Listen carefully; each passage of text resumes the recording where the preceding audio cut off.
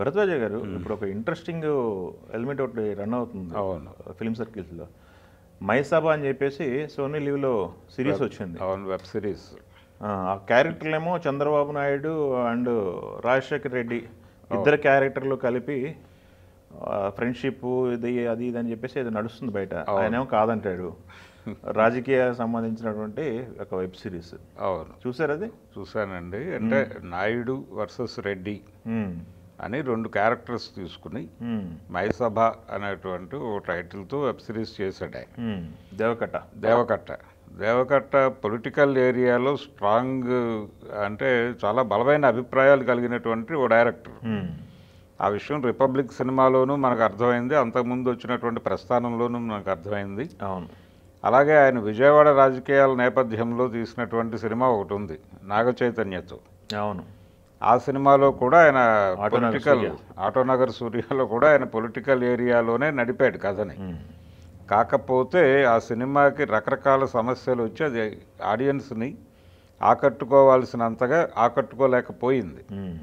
అయితే ఇప్పుడు మళ్ళీ ఒకసారి తనని తాను రీలాంచ్ చేసుకోవటానికి ఆయన రకరకాల సబ్జెక్ట్స్తో సినిమాలు ప్రయత్నం చేశాడు.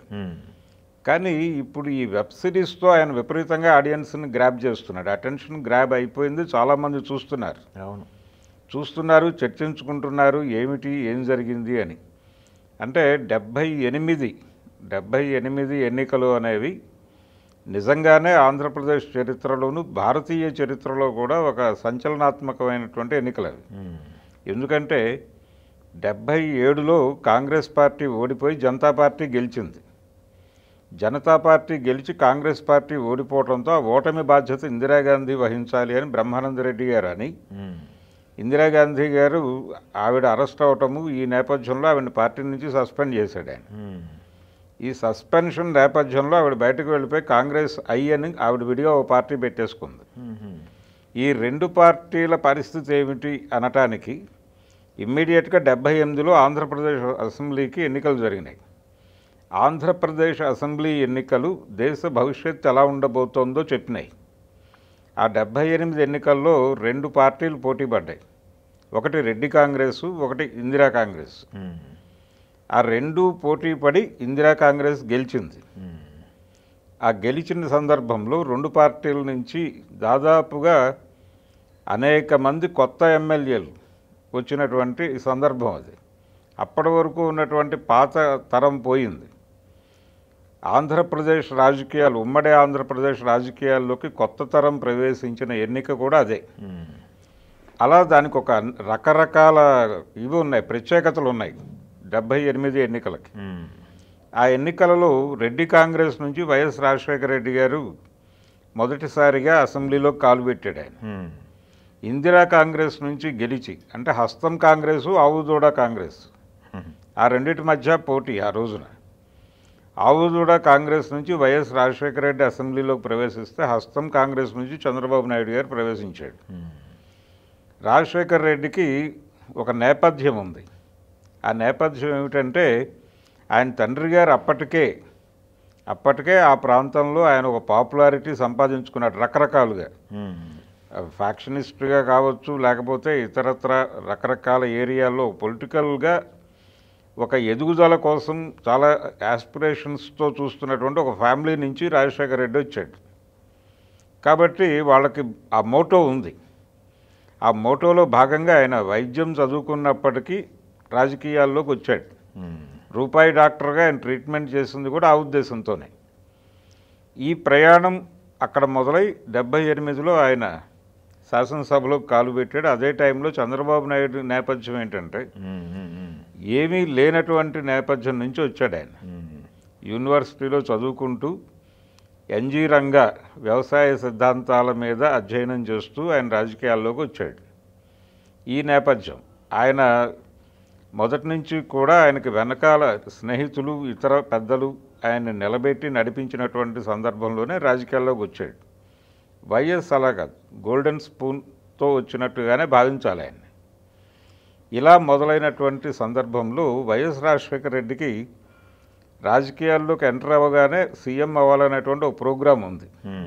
ఆ ప్రోగ్రాంలో భాగంగా ప్రతి జిల్లాలోనూ అప్పుడు ఉమ్మడి ఆంధ్రప్రదేశ్ 2 ప్రాంతాల్లోనూ ప్రతి జిల్లాలోనూ తనకంటూ ఒక మనిషి ఉండాలి, తనని పట్టించుకునే ఒక మనిషి ఉండాలి అని వెతికి వాళ్ళతో స్నేహం చేయటం మొదలుపెట్టాడు. ఈ స్నేహం చేయటం మొదలుపెట్టినటువంటి సందర్భంలోనే చంద్రబాబు నాయుడుతో కూడా స్నేహంగా ఉండేవాడు ఆయన. అంటే ఆయన చూపించింది చంద్రబాబు నాయుడు గారు, Rajasekhara Reddy best friends, best ఫ్రెండ్సే వీళ్ళు. ఈ స్నేహం నడిచింది, ఈ స్నేహం నడిచింది. ఆయనకి ఏదైనా వాస్తవంగా వాళ్ళిద్దరు ఫ్రెండ్సేనా? ఫ్రెండ్సే. అది ఇప్పుడు వెబ్ సిరీస్లో చూపించిందని వాస్తవాలు ఉన్నాయా? వాస్తవాలు ఉన్నాయని చెప్పలేము. వాళ్ళ మధ్య ఒక స్నేహం ఉంది. అంటే నేను ఇప్పుడు చెప్తున్నది ఒక రాజకీయ పూర్వరంగం మాత్రమే చెప్తున్నాను, ఒక నేపథ్యం. ఇలా 78 ఎన్నికల్లో వచ్చినటువంటి చాలా ఉత్సాహవంతమైనటువంటి యువ ఎమ్మెల్యేలు దాదాపుగా 80 నుంచి 100 మంది కొత్త ఎమ్మెల్యేలు ఎంటర్ అయ్యారు శాసనసభలోకి. ఈ ఎంటర్ అయిన సందర్భంగా చెన్నారెడ్డి గారు ముఖ్యమంత్రి, ఆ తర్వాత అంజయ్య గారు వచ్చారు. అంజయ్య గారు క్యాబినెట్ను విపరీతంగా విస్తరించి యూత్కి ప్రాధాన్యత ఇవ్వాలి అనే ఉద్దేశంతో చాలామంది యువకులకు అప్పుడు కొత్తగా ఎన్నికైన వాళ్ళందరికీ మంత్రి పదవులు ఇచ్చాడు ఆయన. ఓకే. దాన్ని జంబో క్యాబినెట్ అనేవాళ్ళు. క్యాబినెట్లో ఇంతమందిని తీసుకుంటున్నాడు ఏంటి అని చెప్పి విమర్శలు వచ్చినప్పటికీ నేను యువతకి అవకాశాలు కల్పిస్తున్నాను అని చెప్పి తీసుకున్నాడు ఆయన. అలా వైఎస్ రాజశేఖర రెడ్డి, చంద్రబాబు ఇద్దరూ మంత్రులు అయ్యారు అంజయ్య గారి క్యాబినెట్లో. అది కొనసాగింది. ఈ కొనసాగటం, ఈ వ్యవహారాల్లో వీళ్ళ మధ్య ఒక మంచి స్నేహం కూడా నడిచింది అందరు ఎమ్మెల్యేల మధ్య, కొత్తగా ఎలక్ట్ అయినటువంటి ఎమ్మెల్యేలు అందరి మధ్య. ఈ ప్రాసెస్లోనే 80 పార్లమెంట్ ఎన్నికలు జరిగినాయి.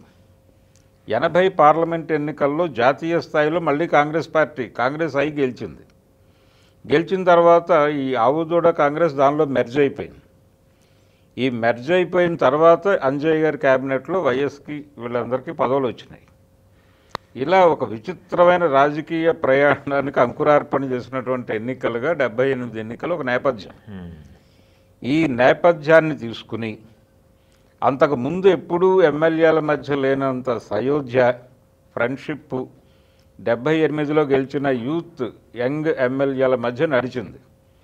ఆ వాతావరణంలో ప్రముఖంగా ముందుకు వచ్చినటువంటి ఇద్దరు వైఎస్ రాజశేఖర రెడ్డి, చంద్రబాబు. ఈ 2 పాత్రలని తీసుకుని ఆనాటి నేపథ్యాన్ని అల్లుకుని ఒక కథని డిజైన్ చేసుకున్నాడు. ఇద్దరు రాయలసీమ నుంచి వచ్చిన వారు, ఒకరు చిత్తూరు నుంచి, ఒకరు కడప నుంచి. ఈ నేపథ్యంలో కొన్ని వాస్తవాల్ని, కొన్ని ప్రజల మనసుల్లో ఉన్నటువంటి రకరకాల అభిప్రాయాలని, వీటన్నిటినీ కలగలిపి ఒక కథ తయారు చేసుకున్నాడు. ఎవరు ఎలా ఎదిగారు అనేది. అంటే వైఎస్ ప్రస్థానం ఎలా నడిచింది, ముఖ్యమంత్రి కావటమే, అలాగే ఆయన ప్రయాణం ఎలా నడిచింది. నిజానికి చంద్రబాబు నాయుడు గారు రాజకీయాల నుంచి తప్పుకోవాలా అనేటువంటి ఒక పరిస్థితి, ఒక ఆలోచన వచ్చింది. అంటే ఈయన చూపించింది 83 రాజకీయాల వరకు అని చూపించాడు. ఈ పార్ట్ 1లో 3 సిరీస్లు ఉంటాయని చెప్పారు. ఫస్ట్ సిరీస్ ఇప్పుడు రిలీజ్ అయింది. ఫస్ట్ సిరీస్ ఎమోషనల్గా నేపథ్యం నడిపాడు. వాళ్ళు ఆర్టిస్టులు ఎలా చేశారు, ఆది పినిశెట్టి అండ్ చైతన్యరావు, వాళ్ళిద్దరూ క్యారెక్టర్లను అర్థం చేసుకున్నారు. అంటే 2 వాస్తవ పాత్రల్ని జనానికి ఆవిష్కరిస్తూ అవి కాదు కేవలం నీడలు మాత్రమే అనే ఇంప్రెషన్ కూడా ఇవ్వాలి. అలా 2 బాధ్యతలు వాళ్ళ మీద పెట్టాడు. ఈ 2 బాధ్యతల్ని సమర్థవంతంగా నడిపారు ఇద్దరు. ఇంకొక పాత్ర ఏమో సాయి కుమార్ గారు చేశారు, పెద్ద పాత్ర. అవును, ఎన్టీఆర్ తరహా పాత్ర ఒకటి ఉంది. మనం ఎన్టీఆర్ పాత్ర అనొచ్చు, బట్ ఆయన కాదంటున్నాడు. అంటే ఇది హిస్టారికల్ ఫిక్షన్ అనేటువంటి ఒక చారిత్రాత్మక కల్పన అని చెప్తున్నాడు ఆయన దేవకట్ట. అంటే దీనిలో కొంత డ్రామా లింక్ చేయడానికి ఏ బయోపిక్లోనైనా కానీ ప్రతి మనిషి చుట్టూ అనేక ప్రచారాలు కూడా ఉంటాయి. అవి ప్రచారాలు మాత్రమే, వాస్తవం కాదు అనేటువంటి సెక్షన్ ఒకటి ఉంటుంది. కానీ వాస్తవాలుగా ప్రపంచం నమ్ముతూ ఉంటుంది. కాబట్టి ఆ ఎలిమెంట్స్ నుంచి కూడా చాలా తీసుకున్నాడు ఈయన. ఎవరైనా తీసుకుంటారు. ఇప్పుడు సావిత్రి గారి బయోపిక్ చూసాం మనం. అది సావిత్రి బయోపిక్ కాదు అన్న వాళ్ళని కూడా చూసాం తర్వాత.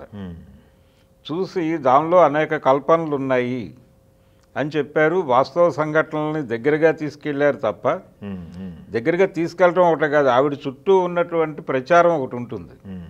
ఆ ప్రచారాన్ని కూడా పరిగణనలో తీసుకుని సన్నివేశాలు కల్పించారు. అంటే జనాల్ని ఎమోషనలైజ్ చేయటానికి. ఇక్కడ కూడా అదే జరిగింది. ఓకే. చంద్రబాబు చుట్టూ ఉండేటువంటి ఒక ప్రచారం, వైఎస్ చుట్టూ ఉండేటువంటి ఒక ప్రచారం, అందులో వాస్తవాలు ఉండొచ్చు, అవాస్తవాలు ఉండొచ్చు. చంద్రబాబు గారు లవ్ ఫెయిల్యూర్ అంటే చూపించారు. అది కొంచెం వివాదం జరిగింది. అది క్యారెక్టర్ ఎమోషనల్గా డ్రైవ్ చేయటం కోసం ఒక ప్రయత్నంగా నడిచింది. అది ఆయన డిజైన్లో ఆ క్యారెక్టర్ అలా వెళ్ళింది.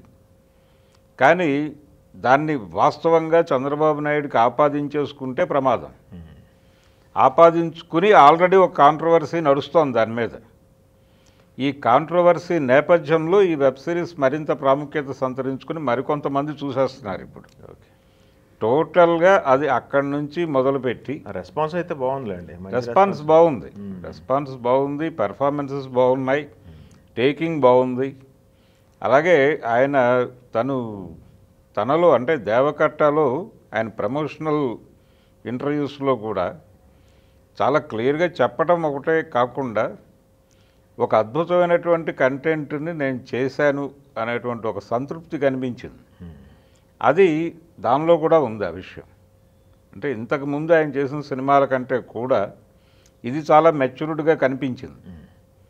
ప్రస్థానం తర్వాత ఆయన పూర్తిగా కాన్సన్ట్రేట్ చేసి ఎటువంటి డీవియేషన్స్ లేకుండా తను ఏది ఫీల్ అయ్యాడో అది తెర మీద చూపించేటువంటి ప్రయత్నం జరిగింది. ఓకే.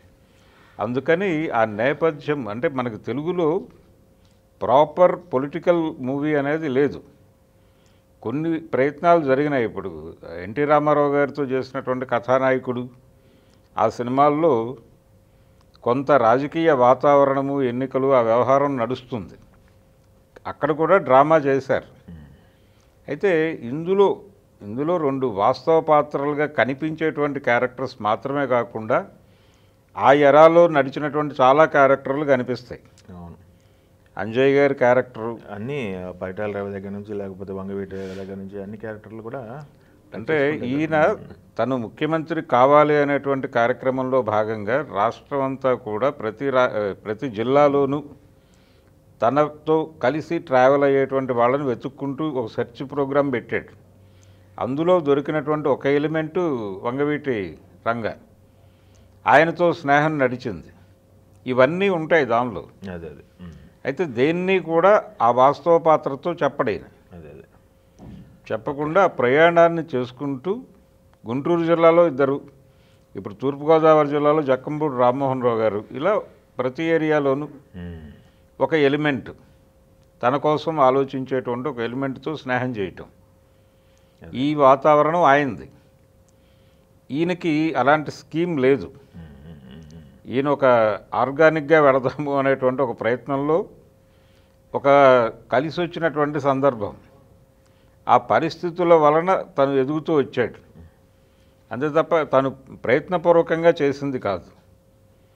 అది ఎలా డ్రైవ్ అయింది అనేది ఒక డ్రామా. అక్కడ ఈయనది ఎలా ప్రయత్నం నడిచింది, ఈయన స్కీమ్ ఏమిటి అనేది ఒక డ్రామా. ఇప్పుడు ఎంత ఫస్ట్ సెషన్ చూసిన తర్వాత సెకండ్ సీజన్ కోసం వెయిటింగ్ అందరూ. అవును. అంటే టోటల్గా క్లైమాక్స్ వరకు డ్రైవ్ అయిపోతుంది ఇది. వాళ్ళిద్దరి ప్రయాణం ముఖ్యంగా వైఎస్ ఎండింగ్ వరకు నడుస్తుంది. ఇది నడిచి ఆ తర్వాత ఇప్పుడు ఆల్రెడీ దీనికి సంబంధించి 3 దారులు అని ఒక ప్రయత్నం జరిగింది ఇంతకుముందు. 3 దారులు అంటే వీళ్ళిద్దరిది చెరో దారి అయితే వైఎస్ జగన్మోహన్ రెడ్డిది 3వ దారి.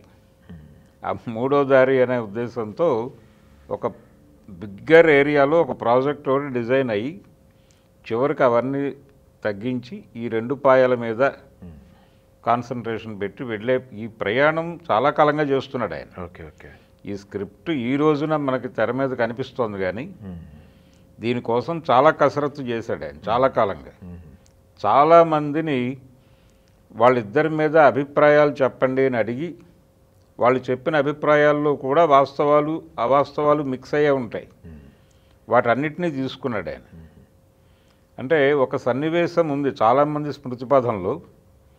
అసెంబ్లీ వేదికగా చంద్రబాబు నాయుడు గారిని వైఎస్ మాట్లాడుతూ, నేను కదా నీకు ఆ రోజున సలహా చెప్పింది ఇది ఎన్టీఆర్ డాక్టర్ని పెళ్లి చేసుకోమని, అలా చెప్పబట్టి కదా నువ్వు ఈ రోజున ఈ పరిస్థితిలో ఉన్నావు, నేను ఈ పరిస్థితుల్లో ఉన్నాను. అంటే నాకు ప్రత్యర్థి నేనే తయారు చేసుకున్నానని నేను అనుకోవాలా, ఇలా మాట్లాడాడు ఒక దశలో ఆయన. ఏది చంద్రబాబు సీఎంగా ఉన్న రోజుల్లో ఇలాంటివి అనేక అభిప్రాయాలు ఉన్నాయి. అది రిపోర్ట్ అయింది. ఇవన్నీ మిక్స్ చేసినప్పుడు ఏది కల్పన ఏది వాస్తవం అనేది కన్ఫ్యూజన్ ఉంటుంది. Okay okay. ఇలా అనేక మందితో మాట్లాడి అనేక మంది నుంచి అనేక విషయాలు సేకరించి అందులో ఇంట్రెస్టింగ్గా ఉన్నటువంటి తను ఇంట్రెస్టింగ్గా ఫీల్ అయినవి అవన్నీ ఒక ఆర్డర్లో పెట్టి ఒక వెబ్ సిరీస్ తీసి ప్రజల ముందు పెట్టాడు ఇప్పుడు ఆయన. Okay, thank you. ఇది జనాలు కనెక్ట్ అయిపోయారు. వాళ్ళలో చాలామందికి చాలా స్మృతులు రేగుతున్నాయి. ఒక్కొక్కళ్ళు ఒక్కొక్కలా రియాక్ట్ అవుతున్నారు, రియాక్ట్ అయ్యి మాట్లాడుతున్నారు. ఇదంతా కూడా ఆ సిరీస్కి ఉపయోగపడేది. ఓకే. ఇంతగా చర్చనీయాంశంగా మారినటువంటి వెబ్ సిరీస్ తీసినందుకు గాను దేవకట్టాన్ని అభినందించాలి. Okay, thank you.